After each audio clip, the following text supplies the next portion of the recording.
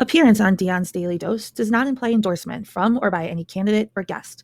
The views, thoughts, and opinions expressed by Dion Bergeron or Dion's Daily Dose are his own and do not represent the views, thoughts, and opinions of any guest. Material and information presented is for general information purposes only. The Dion's Daily Dose name in all forms and abbreviations are the property of its owners, and its use does not imply endorsement of or opposition to any specific organization, product, or service. If you'd like to support the show, please visit our Patreon at patreon.com/Dion's Daily Dose.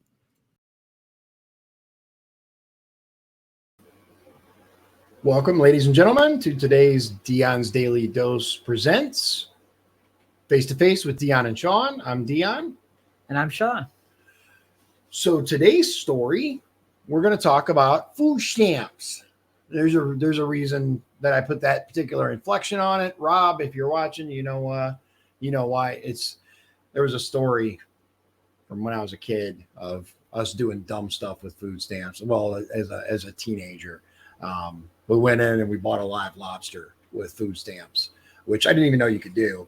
It was kind of this whole thing. We went in, we're looking at seafood. And it turns out we're like, there's no way you can buy lobster with food stamps, right? And it turns out that yes, actually you can, as long as it's not prepared. You can't buy like cooked food. You can only buy raw foods. So we're like, well, wait a minute. Does that mean we can get a lobster? And sure enough, live is unprepared. So we ended up. It's a big, long story that I'll spare you. But the short version is we picked out a live lobster, and my buddy Rob took him up. He put him in a box, right? They put the little lobster in a little cardboard or, those little boxes that fold up almost like a KFC meal, right? Where you got the handle at the top and you push it down, you fold the flaps on, it locks. So we take it up to the cashier, and Rob looks directly at the cashier. He's like, "This is Fred the Lobster, and we're going to pay for him with food stamps." So yeah, it was dumb. We were teenagers, and but it does bring up an interesting point. What can you buy with food stamps? And more importantly, what do people buy with food stamps? And there was a study that was actually done. And they dove into that very thing. And Shawn here sent it to me and said, "Hey, check this out." And it's an interesting study because much like I thought, they don't buy broccoli with it. They don't buy healthy foods with it. And is that a failing of the food stamp system, or is it an education thing? I think it's an education thing. I definitely do as well. When I was a kid, I've talked about this before, but when I was a kid, we were poor. I was raised by a single mother. My dad was elsewhere. And we were broke. We were on food stamps for most of my childhood. Me too. So I'm very familiar with the food stamp system. One of the things that I found interesting is when you go, and as an adult, I've been on food stamps as well for a short period. When you go and you apply, there's a lot of emphasis put on, proving your income and yeah, that should be a thing. Absolutely. If you're making $300,000 a year, you don't need food stamps. No. But proving your income and proving your identity and all of that stuff. And then they give you like one sheet of paper that's supposed to educate you on what how you're supposed to use them, right? Buy quality foods and prepare them at home, and you can save a lot of money versus, buying chips and crackers and this Coke and da da da da da. But that's it. There's no educational program, and at least in my generation, home ec was quickly falling off of the required courses. Yeah, it wasn't required. I was just about to ask, did you have to take home ec? I have to take it, but I did take it. I took home ec in order to meet girls, to hook up. That was the only. I didn't pay attention hardly at all. I what's I think it's called Riz now, right? You use your Riz. Yeah. So I have teenagers, Okay. and they have schooled me a little bit in the modern terminology. Yeah, I never heard that. Riz is charisma. I see. And if you use your Riz, you're using your charisma to entice generally members of the opposite sex, or at least your preferred partner, right? So that's what I focused on. I didn't care about baking or cookies or any of that stuff. I cared about Riz and using my Riz. That said, the point is that that's really it. You get home ec if you have to take it, but that's more about like basic, like super basic. Home ec is super basic, dude. It's, how do you turn the stove on? How do you make some eggs? We made macaroni and cheese. Yeah. And is it necessary? I believe so. But there's very, very little actual education on, like, not just how bad some of these foods are for you, but like how to take your grocery budget and stretch it. How to take, let's say, for example, specifically, let's talk about food stamps, right? When I was a kid, I think we got like $200 a month, right? Maybe a little more, maybe a little less. My memory is not the best, but let's just say we're going to use that because it's a nice even number. We got $200 a month, and that was supposed to last all month, right? First of all, they never give you enough to last. Because the reason that you need food stamps is because you don't have money. That's why you're getting food stamps. But that's it. They give you this and they're like, here you go. And there's no comprehensive education on how to properly make that stretch. Now, thankfully, my mom was a very, very smart woman. And what she would do is she would actually get like a gallon of milk, and then she would buy powdered milk. And instead of drinking straight powdered milk, which have you ever had straight, it's water is what it is. It's milk flavored water. It's so gross. She would take whole milk and split it. She would pour half a gallon of this into here, right? And then use the powdered milk to fill it up. So she'd turn 1 gallon into 2, right? That was actually smart. Yeah. I really couldn't tell much of a difference. There was a slight consistency difference, but flavor was very, very similar. So that's one way, right? She learned that on her own. They don't teach that, right? I think these are things that would help people. Another thing we're finding, at least today, it used to be cheaper to go to McDonald's. Like not anymore. They're finding it's much, much cheaper nowadays to buy some food at the grocery store and cook it at home. And even cheaper if you can somehow make your own stuff like bread. Like if you have a farm, slaughtering your own meat, all these things are far cheaper. But preparation of stuff is always cheaper than the fast food alternative nowadays. But let's talk about this study, right? So, yeah, let's do that. So it says shock study shows how 42 million recipients spent their food stamps, and they're not buying broccoli.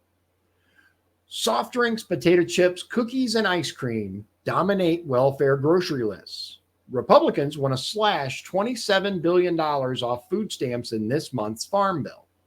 This was May 20th, so about a little over a week ago that this study came out. We actually wanted to do this story before, but we got sidetracked doing stuff. And about that, want to slash to 27 billion.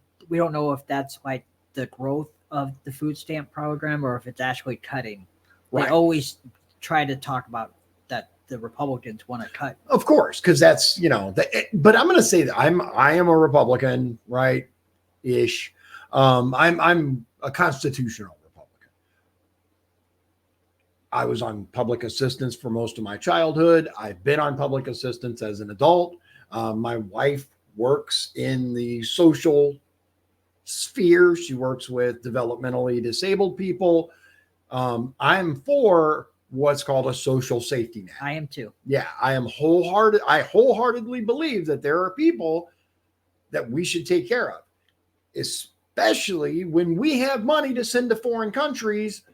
Don't give me that. Like, I don't want to hear it. If you can send $100 billion to Ukraine, we can take care of the people less fortunate. I just don't want people to abuse the system. Exactly. So I want to address a common misconception or whatever, right? There's been a lot of talk about the so-called welfare queen and the dispelling of that myth.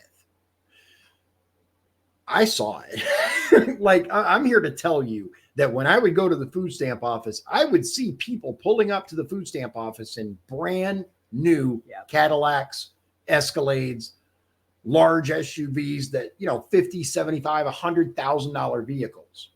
If you can afford that, you don't need food stamps. Exactly. That, in my opinion, right? I've seen it as well. Yeah. So let's not pretend it doesn't exist. And I'm not from, Chicago or New York or these major cities. Michigan City, 30,000 people-ish. So it happens. That said, are there people who need it? Yes, there are. I know there are. Yeah, absolutely. It's funny how they always want to blame Republicans, right? One of the things I've seen, though, is that Republicans in general are not against helping people. They're against wasteful spending. Yep. And I think that's the key here. Why do they want to slash stuff? Well, we don't really know, but I believe it's because we see studies like this.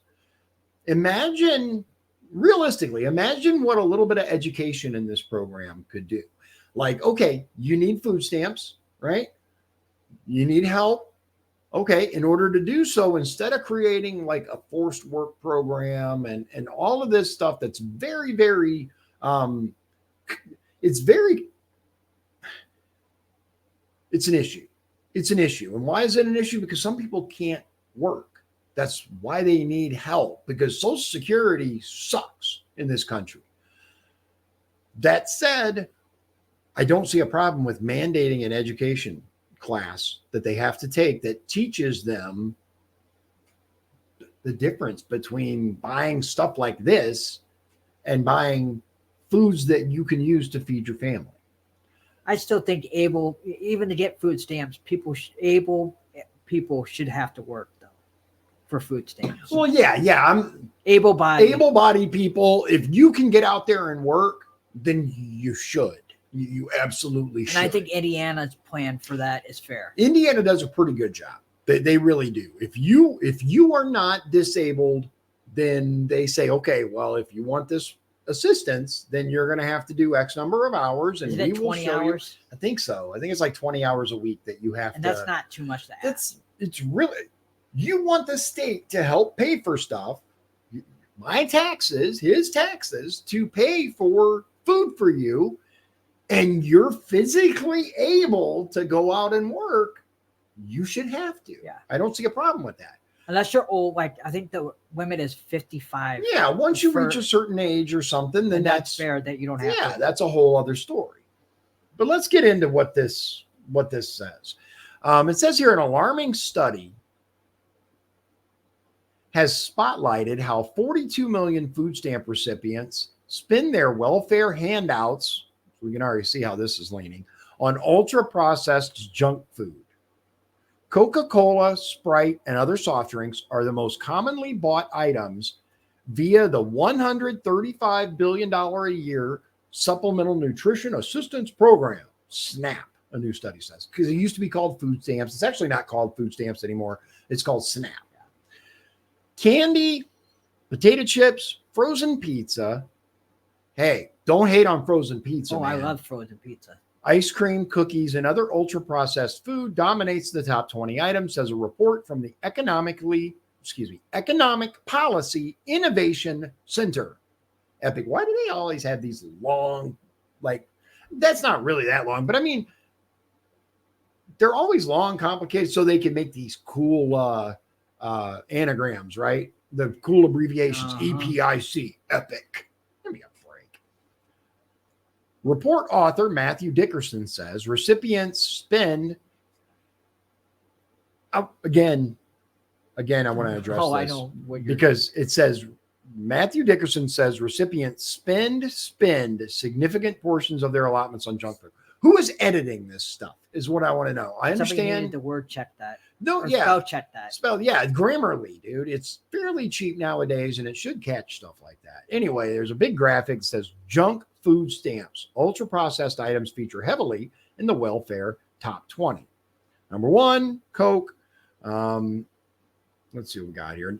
All right, so let's just run through the rank real quick. Number 1, soft drinks. Number 2, fluid milk. What's fluid milk? Is it just milk? Is that just, I think so. What's wrong with milk? What's wrong with milk? Right. 3, ground beef. Okay. Soft drinks. Yeah. Okay. But number 2 and number 3, I'm with milk and ground beef. You can do a ton of stuff with milk. You can do a ton of stuff with ground beef. Anyway, number 4, bag snacks. Okay. Yeah. Number 5, cheese. Do not hate on cheese. Nothing wrong with cheese. I love me some cheese. Number 6, baked breads. Okay. Number 7, cold cereal. Number 8, fresh chicken. Okay. Like, first of all, don't hate on cereal either because, is it the best for you? Probably not. But I'm here to tell you, when you're running late and you got to feed your kids in the morning before you send them off to school, cereal is it, man. Like you need something to snack on. You know, you're hungry. You got to do something very soon. You don't really have time to make a meal. Bowl of cereal, man. Don't hate on cereal. Anyway, 8, fresh chicken. Good. Not an issue. Number 9, frozen handhelds and snacks. Like I'm thinking like Hot Pockets. Oh, that's what I'm thinking. Number 10, lunch meat. Lunch meat, not a problem. Number 11, candy. Okay. Number 12, infant formula. Now, I would not call that junk food at all. And I'd say if you're unable to breastfeed, which I'm always a huge proponent of breastfeeding, if you're not able to do that, you got to feed your babies, man. Maybe they're not saying it's junk. Maybe they're just listing I think they're just listing the top stuff. Number 13, frozen pizza. Again, don't hate on frozen pizza. 14, refrigerated juices and drinks. It's spelled Jucies. Juices. I wonder if did they mean juices? That might be the British spelling for juicy / drinks. Some of the words that it could be British maybe. 15, ice cream. 16, coffee and creamers. 17, cookies. 18, water. 19, shelf stable juice. Number 20, eggs, muffins, potatoes. Okay. Interestingly enough, down here it says even such seemingly healthy items as baked breads and lunch meat often contain dangerous dyes and preservatives. That's true. That is true. These non-nutritious foods include sugary beverages and ultra-processed foods, which can lead to poor health, says the 35-page study. The prevalence of junk food is another reason to trim SNAP, which has ballooned this century and gets recipients hooked on handouts, says Dickerson. I'm going to pause real quick because I can obviously see the bias in the way this study was done. That said, I think it's important to realize that there's a difference, number 1, between handouts and assistance, and number 2, unless you it's a small percentage of abusers. Unless you're an abuser of the system, you don't want to be on food stamps, dude. Like regular people who are forced to go and get food stamps do not want to be on it. It was always like, it's easier now that you have the little debit card you swipe, beep. But when you had to break out the food stamps, that was the most embarrassing. I wanted to just become invisible at the time. Wasn't that in the 80s? It was. Yeah, the tear off coupons and stuff. Yeah, you actually had physical stamps. That. Yeah, you had this booklet right? And they'd issue X number of booklets to you, and it was varying denominations. You'd have like a $5 and a $10. I kind of remember that. Yeah. I was real little. Right. Yeah. But I kind of remember I was young. It wasn't, it was, I think it was like the later 90s where they instituted the debit card. But at the time, with food stamps, you used to be able to like go in and buy like something worth $1 and pay with a 5, and then they'd give you change. Oh. Yeah. So you could, anything under $1, because I think they had single dollar ones as well. But a lot of times if you get there early, the store wouldn't have dollar like food stamps that they could give you back. So if you would buy something with a $5 food stamp coupon, you could get money back. I see. As long as it was less than. But anything under $1, like you get pretty good. What I called it was welfare math or food stamp math. You get pretty good at going just over the next dollar amount, right? So it would be like, let's say X number of dollars and 12 cents. I see. So you get, 88 cents in coins. Anyway, the research comes as Washington lawmakers debate the text of an updated farm bill, with Republicans gunning to cut some $27 billion worth of nutrition program funding over 10 years. Health experts warn against junk food, which is often high in calories, fat, and sugar, and low in fiber, which can lead to many health problems. Poor diets can lead to weight gain, digestive issues, liver and kidney damage, depression, and cancer. I'm going to say this real quick. I don't think poor diet is the only cause of cancer these days. They like to throw cancer in as a cause for all the stuff they want to get rid of or change. Dude, everything causes cancer now. Like everything. It's hard to find something that doesn't contribute in some way, shape, or form to cancer anymore. It's insane. Microplastics in everything. I mean, that study that like all of the recipients that they tested had microplastics in their testes. Did you see that study? I think I sent that to you. It could very well be. It's nuts. Department of Agriculture SNAP scheme. Look, again, helps low-income families buy groceries, snacks, and non-alcoholic drinks. Some 42 million Americans currently receive monthly benefits at an average of $212 per person or $401 per household. I'm going to pause here for just a moment because, again, what's really, really profound these days is how expensive grocery shopping is. And even when the program was kind of current when I was a kid, like you had to make it stretch. You had to really sit down and budget. If you just went to the store and bought stuff and came home, you'd be out in a week and a half, 2 weeks. That's just how it was. And it was always like, if you talk to them or whatever, look it up. It's like, it's meant to supplement. It's not meant to, okay. But there was never a sliding scale either. You were either qualified for it or you didn't. If you qualified for it, you got a little help, right? If you didn't qualify, then you get nothing. But what about the people who like have no money, right? Whether they're disabled, whether, they're whatever. They're old. Yeah. And they live on, a ridiculously low Social Security payment, average of $1,000 a month. Who can live on that, dude? Yeah. Who can live on $1,000 a month? I won't even get into my personal finances, but rent is more than that. And if they don't reform Social Security soon, by like 2034, they're going to have another cut. Mm-hmm. Yeah. Nikki Haley was just talking about how, she wants to raise the qualifying age. They're making it to where you have to work until the day you die. And when you can't work anymore, you are going to drown in debt, and eventually it's going to be passed on to your children.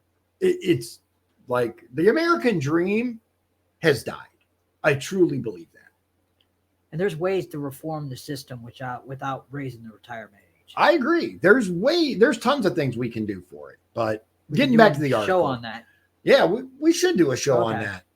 Hot foods, alcohol, and tobacco are not allowed under the scheme, but the report says there are few other guidelines about eligible foods. That's true. That's true. Hot foods, alcohol, and tobacco you can't buy, but as long as it's not prepared, there are a few other guidelines. The 32 damaging health outcomes linked to ultra processed food. And there's a chart and it shows how, everything is trying to kill us. And it's a lot. I'm not going to go through all of that. But what it does say is recipients spend much of their payouts on junk food, such as soft drinks, chips, and other bag snacks, breakfast cereals, frozen handheld snacks, candy, frozen pizza, ice cream, coffee creamer, and cookies. Other items on the top 20 list can also be problematic, experts warn. Shelf-stable juice, for example, often includes added sugar. Lunch meat and fresh chicken frequently have had nitrates added as a preservative, which have been linked to breast and prostate cancer.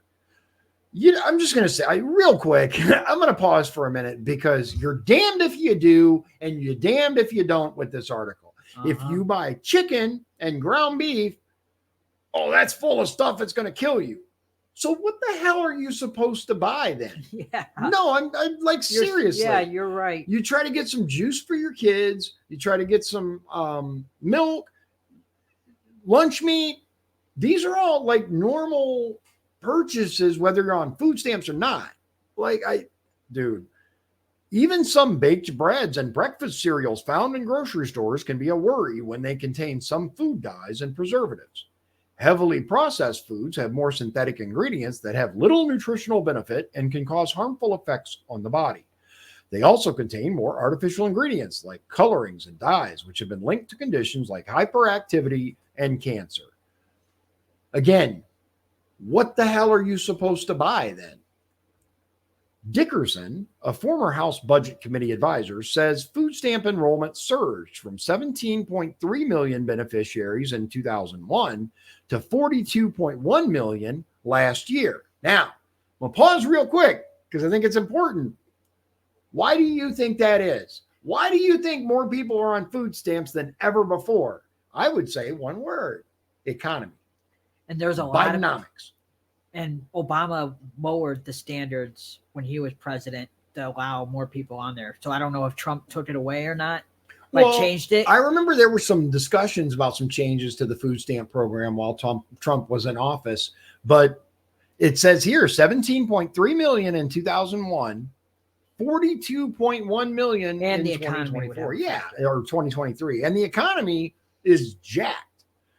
Meanwhile, SNAP costs have exploded from $31 billion to $135 billion, his report says, using inflation-adjusted numbers. That's close to the entire annual turnover of Morocco.